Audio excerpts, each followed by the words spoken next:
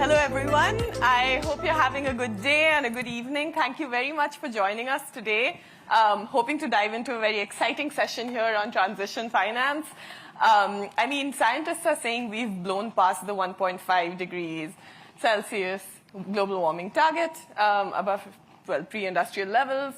And we're a far ways off from culling the emissions that we'd like to by 2030. I think we need to cut, as the world needs to cut 40% or more than that to reach even close to the net zero target of 2050, right? All this is happening in the backdrop of, new labels being introduced in the transition space. But I was just looking at the numbers, and transition bonds and loans have together netted just about $45 billion since 2019 in total, which is peanuts, right? Which is nothing, and it's mostly led by Japanese issuances because of their GX transformation program. So, yeah, tonight we're going to talk about all the trends and the opportunities and risks we're seeing in this space. Kavitha, I want to start with you. Speaking of the 1.5 degree target, right? If that's not working and if that's not realistic anymore, how should countries and companies think about their transition pathways? What's a realistic number to have there for a baseline and for internal carbon pricing? I think Temasek is in the room, and they're using 1.8 degrees for one of their three scenarios when they think about carbon pricing. So, yeah, what do you think? What's a good number? So I can see that Ishika is like, you're clearly going for the juggler at the start. It's about, I'm not the climate scientist, and I feel that a lot of people in the room who may be better qualified for me to, than me to answer this. But kind of going back to the question that we've overshot. And I mean, 2024 was the sort of first year where we've shot past that 1.5. And when you're looking at Paris Agreement, these are long-term averages, right? This is not just 1 year that we're talking about. But just in terms of where at current sort of trajectory and looking at where the current climate pledges are, most likely you're looking like a 2 degree to 3 degree scenario in a base case if we do not get our act together. And what does that mean? Increasingly, we are going to be living in a world which is climate impaired. And we're already starting to see effects of that day-to-day basis. If I look at numbers, right, according to Munich Re, last year, climate-related losses globally stood at around $320 billion. And out of that, 140 billion was actually insured. And this was the third highest losses that the insurance sector has ever seen. So all of these will have ripple and trickle-down effects in terms of the larger business environment that we all operate in. And I kind of want to flag, I would say, 2 or 3 early warning signals and indicators that we should be mindful of. One, I think insurance. Nobody understands risk better than them. What are they saying in terms of your premiums? Where are they maybe decreasing their insurance coverages? And potentially, where are they retreating from markets and not willing to underwrite risk? Second is supply chain disruptions, especially climate change impact in terms of whether it's resource availability or shortages. And third thing, I can see Spencer sitting right in front of me, but anecdotally, we are seeing service level agreements in areas like data centers where who bears that risk of downtime, which is caused by climate changes? Is that the service provider or is that the client? So these are sort of early warning signals that you need to be mindful of. And so net, whatever you see on the headlines, ultimately, this is a material business risk. And just borrowing our climate ambassador's words, nature is ultimately going to call the shots. So businesses can be prepared for an orderly transition or can be forced to do in a disorderly manner. Are you seeing businesses in Singapore actually start to use that 2 degree scenario, or are you saying that's probably where we're headed? So Singapore Asia taxonomy actually is based on 1.5 degree pathways still. And these are early indicators, where, I mean, in terms of transactions facilitating or basically aligned to taxonomy, we don't see that many. And we are increasingly watching where there is that call for, I would say, locally contextualized pathways, be it at a region or sector specific, and where there is leeway. But going back to it, ultimately we are also kind of governed by what some of net zero standards talk about it. And it would take engagement for them to sort of think through where the local realities lie for these standards. Cool. Oi-Yee, let me come to you.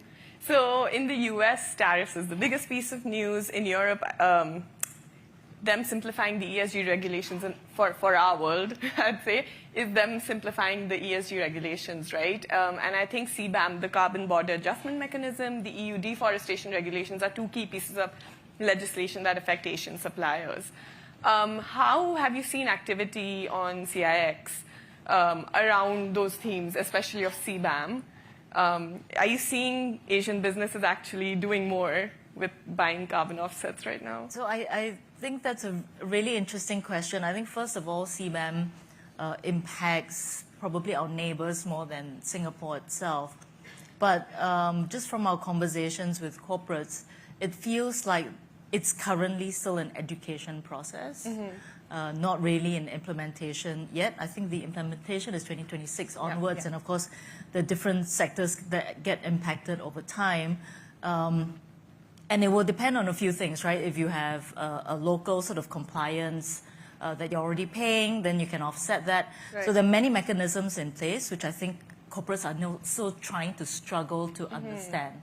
And what we're seeing on our platform is an increasing number of requests for information, a request for sort of understanding how this is going to play out. But I would say net, I mean, and of course we want to support our regional partners as well. But I would expect the Indonesia and Vietnam would be much more impacted because of the amount of exports that are going into EU. And I think what's going to force that conversation is also that EU right now is trading at about, I think, 70 to 80 euros. And so how is that going to normalize between what ASEAN is? Because we have a very, very nascent market. I mean, the Singapore, even if you talk about Singapore, carbon tax is still very new. There's nothing that equalizes yet. So what are the mechanisms that will support that? I think are yet to be played out in the next few years. It's very, very early days. Yeah. Do you expect CIX to play a role in that in terms of either pricing or? We definitely, so one of the biggest desires, objectives of CIX is to create a platform that has transparent pricing. I think, we need to pull our regional partners together to make that happen. And that's still quite a lot of ways to go yet, but that certainly is where we think the world should be at some point. Okay, coming to the opportunities and... Ishika, if I may build on that, the deforestation part, I think one fact about that is that it puts a spotlight on nature-related issues for this part of the world, which is critical. Otherwise, it kind of gets sidelined when you talk about climate change. And so for that matter, even if the cost of compliance, it does add to sort of the supplier tracking and the traceability and the due diligence statements. For the first time, you have something which is putting a spotlight on nature-related issues in the supply chain of, say, palm oil and the others. Where already, I would say the roundtables have done significant amount of work, but it is increasingly that Climate Nature Nexus where we are looking at and where we are doing a lot of work on. What are you hoping, where are you hoping to get with that? So first is disclosures, for them to actually map out their supply chain and understand, trace it, understand where are those intersections happening with deforestation. And then comes accountability and how do you sort of ensure that that what they say is actually, it's true.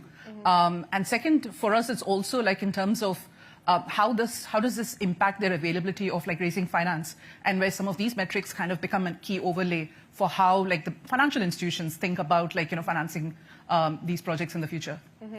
So I mean, there is obviously the different lens between EUDR and CBAM, because CBAM is a lot more sort of carbon pricing related. DR is a bit more nature related.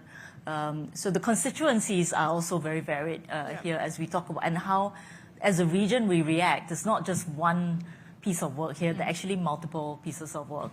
And even when you look at CBAM, for example, it's not just about the carbon credit space, is also the production processes and how that is happening. So, a lot of conversations today go beyond carbon credits.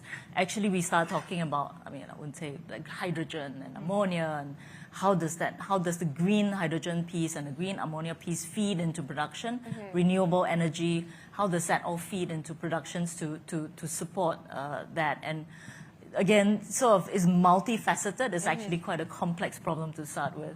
So are we going to see green hydrogen futures and green ammonia futures trading? I can only wish. I think the market there is still very, very nascent in that the whole book and claim system, the regulations need to be clear. How are you claiming green? What are the technical specifications? What are the different production facilities? Where are they from? Can we split the environmental attribute and trade it? Yep. I think those are still very early stage. We obviously, CIX is of the view that definitely has to be the case to sort of stimulate financing into the space. It's a bit like sustainable aviation fuels, right? How are we trying to bring demand to the table is, having SAF certs in the market.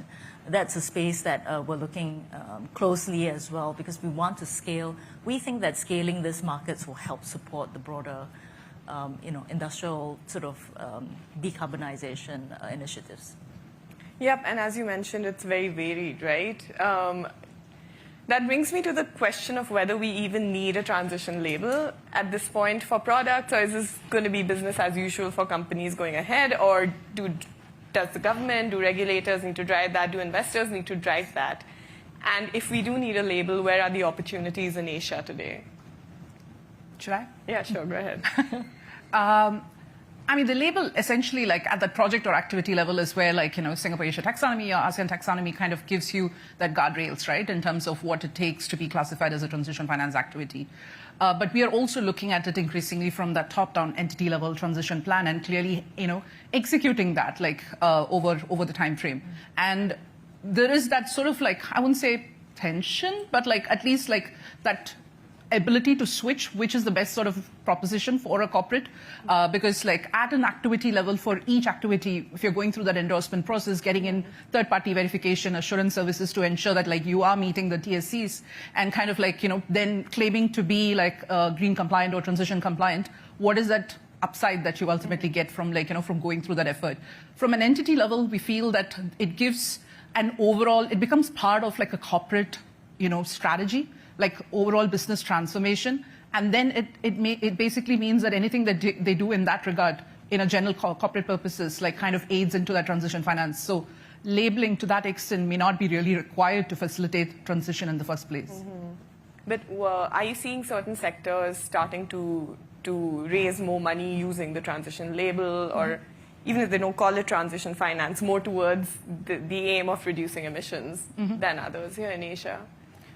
I would say that like there is a hesitance in sharing information about like, what transactions are transition. It more so from a bottom-up, activity level, if it aligns with the taxonomy of its referencing a taxonomy, I think the guardrails are quite clear. But when it comes to transition plans, there are a number of frameworks which exist. When you translate that into actual like, principles like that you use, there is a bit of like a difference in how transition is interpreted in different jurisdictions. There is no common definition of it. So I think there is a bit of like, let's do the work. We don't have to call attention to it. Let's start like helping our corporate clients with, setting up those corporate decarbonization plans. Let's help them like, get up their capacity curve, like which clearly the financial institutions in Singapore, like and in ASEAN have been ahead of the game there, and kind of get them up the curve to kind of do this on their own. So transition hushing, like you have green hushing. Are you seeing that happen more? For sure, I'm thinking that it is. Yeah, okay. I mean, it's not great, but yeah, sure. Do you have anything to add to that? Well, I mean, you said the word green hushing, so I kind of have to I have to step in there. It is very interesting, right? Because outside of transition finance in the carbon space, and I think the problem with green hushing or transition hushing is that it doesn't help the financial system mobilize capital. Because it's kind of stuck, right? If a big corporate wants to buy carbon credits and it doesn't want to sort of tell the world about it, and the banks that want to come in want to do some due diligence, like how is that facilitated, right? And if you don't facilitate finance into, doesn't matter, right? Transition finance or carbon credits, then the financing doesn't move into the right projects and help to stimulate or help to bring down cost of capital over time. So it will forever remain a high-cost endeavor.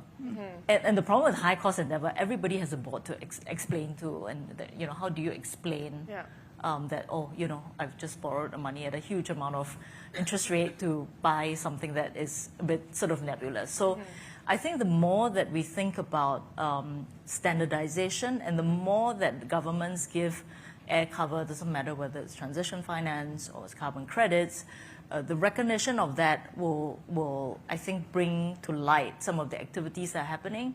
And I think the more that we do that, then the more that we support the financial system that needs to mobilize finance, right? It's sort of like right now the whole critique about whether the developed nations are already mobilizing enough capital in developing nations to help them with a whole bunch of, whether it's nature or biodiversity and all of that good stuff.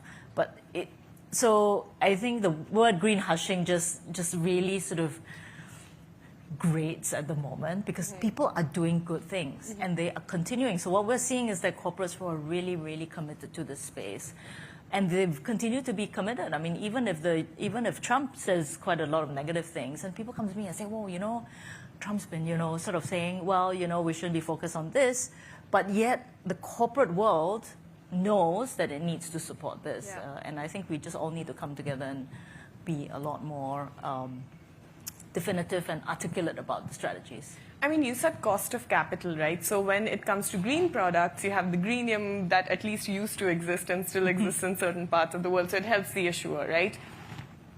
Do you have examples of where having that transition label actually helps in terms of cost of capital, and what metrics does it actually help?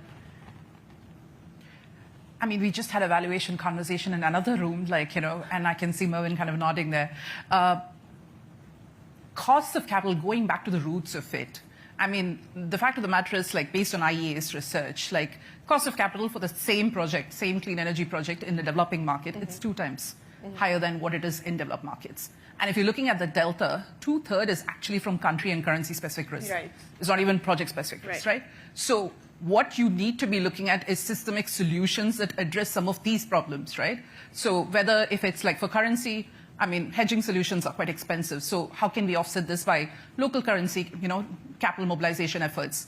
On the country, where can insurance really come and play a role around that political risk cover and other matters? So I think it's important to kind of look at some of the structural barriers that's limiting that, flow of finance into these projects and doesn't make them bankable.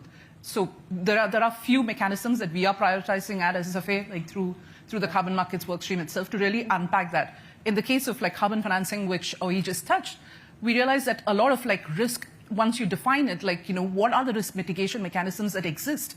So in some cases, you need to create a market. So for carbon insurance, it's something that it's still far and few in terms of players who are already operating in that space. So there's a bit of market making, there's a bit of capacity building, and there's a bit of really thinking very structurally about what are the systemic solutions. I think, some of the work that SSFA is driving is very critical to this, because what we want to get is to pull together the financial institutions who are all good members of SSFA, to put our brains together to sort of think about how do we support project financing for carbon. As we just talked about, all these aspects of risk management are still relatively new, right? Insurance, for one, is relatively young and relatively new. But then how do we then say, well, how do you diversify, or how do you mitigate risk? Because a lot of the projects are also quite small, and in obviously countries that have risk premiums that are a lot higher. So how do we then allocate capital in the right way to support that? And some of that is also policy clarity in different countries. You have obviously different. So how does let's say a consortium of Asian banks deploy capital across the region, and with the different policies that are happening right now, how do we harmonize that so that the capital can flow through easily? And of course, besides currency, the sort of issues that we need to solve. But there's definitely a number of constituencies that want to see this happen, and we see a lot of support for that. So carbon insurance, right? Not just carbon insurance, but debt financing. How do the banks support that? So there's a lot of equity investors in the space, and how do we then help to manage that capital stack by bringing in different capital flows and capital providers? Could be catalytic, it could be philanthropic, sort of where does that stack sit so that we then mobilize more projects? and we get more supply out of this region. I'm also wondering what the next catalysts are for carbon markets, right? Globally, there's been a crisis of confidence, to say the least. But where do you see the biggest catalysts going ahead? So the space is evolving very rapidly. I would say, on top of what's happening in the voluntary space, governments are increasingly leaning in. So there's a lot of geopolitical lens to this as well. I'll give you examples. Each country, or countries realize, or governments realize that they themselves don't have enough capital to save the world, as it were. And what they're doing is mobilizing the convergence of the voluntary carbon markets with the compliance lens. And it could be something like carbon tax, and the way Singapore is expressing it. It could be ETS. So I think Indonesia has a fledgling one. I think Thailand would like to pass that law. China has its own ETS. So really, many mechanisms that the government is sort of governments are utilizing that. So that is one big trend. The second big trend is CORSIA for airlines. At the moment, it's a very good initiative, and I think the airlines are very focused on what's happening in this phase and the next phase. There is an issue with supply, so there is a need to work with governments, not only just on the projects, but the ability to get corresponding adjustments so that it can be applied to aviation. And I think those would be very big catalysts for the space, because CORSIA itself is a very scalable market, and there is a certain sort of, I wouldn't say sort of, so it has a certain sort of size and weight that the aviation sector is really going to drive. And there are some other good things that are happening. ICBCM is coming up with the CCP, the Core Carbon Principles sort of label, which is sort of pushing everybody to think about a meta standard across the different registries. So there are many interesting Article 6. Obviously, there were big announcements in Baku last year. We're expecting more announcements in Belém this year. And really, how do then the countries mobilize not just the implementation of 6.2, which Singapore is very actively doing, but also 6.4, which is creating a much more fungible and a much more global market. And I think that will also catalyze some of the work that's being done. Now, what's really important is kind of the underlying sort of thinking around projects and the development of those sort of quite similar. It's just sort of what do you apply that to? So the work can't stop. It's just what is going to be the next most practical, economical pathway that developers have to choose to obviously get a return out of their investments. Kavitha, I'm just going to come to you, and I'm conscious of time, but I wanted to know where do you see the supply pipeline coming in from for CORSIA credits, which you brought up? Which countries are going to drive the supply? I think there are a few big a number of projects that are sort of CORSIA aligned. I think the biggest question is which country is ready to issue letters of authorization for corresponding adjustments. And at the moment, I can't give, if I had that guess, I see. If I could guess, I wouldn't be. Part of the issue is many developing countries are building that infrastructure to support that. And so it will take time for that to happen. So we'll probably need a bit of patience. And do you think we'll see a unified ASEAN carbon market? The Minister of Environment. Kavitha and I, that's our dream. I didn't feed that question to her. It kind of came very organically. No, thank you for asking. It's something that we signed at COP last year. We're very excited about it. It's a memorandum of collaboration that SSFA has signed with our counterpart carbon market associations in Malaysia, Indonesia, and Thailand. And the ambition here, it is a private sector. It's a private sector grouping. And the ambition here is to really create that harmonized, interoperable carbon market. And we are still in pretty early stages. I have my steerco representative sitting right next to me on it. So we are still kind of Seems like a Fed question. Go ahead. What's the timeline on it? What can we expect? So I think the primary messaging around this is we want to ensure that we're not creating further fragmentation in the market, and there is that linkage to international meta standards like, whether it's your ICVCM, CCP, CORSIA labels, and really enabling that sort of free flow of financing for carbon projects. Because ultimately, we as a net sort of demand center sitting out here, how do we ensure that the quality and the integrity of credits which are coming from the region kind of is fit for purpose for Singapore? Are you hoping to have it ready by, say, 2028, when everyone's going to be rushing towards that 2030 target? I would hope so. Earlier than that? I think, the ASEAN is an amazing region. I mean, you think about the diversity of the projects that could be developed and are developing across the region. It's so rich in potential that Singapore were very, very happy, grateful. We have a carbon services hub that, is growing by the day. We have a lot of technical knowledge and capacity that's now growing in Singapore. And a lot of that is leaning into the various countries to develop projects. There's consulting, there's advisory, there's all sorts of stuff that's happening. It's super exciting. And we really want to see us act as a region because we think that will make us, obviously, rather than sort of fragmented different markets, which obviously, makes it difficult for global buyers to then come to the region and, where do I go? Malaysia, Indonesia, could we just sort of operate as a region? I think that would be really exciting. We do think, as we talk about 2030, that there's not enough time. The action has to start now, because if you think about projects, you don't grow a tree in like a day, So it's not like corporates wake up in 2030 and say, hey, guess what? I need to buy some credits. Where do I go? So the investment, the equity investment, the debt capital needs to go into projects now, and it needs to develop over sort of 2-3 years, get verified, get issued, get rated, and get ready. And that is before 2030 comes along. Because corporates are going to start thinking very hard in at least 27, 28 as to what they need to meet the targets for 2030. So it's an exciting space, but we do need to mobilize that actually right now. It's a good note to end on.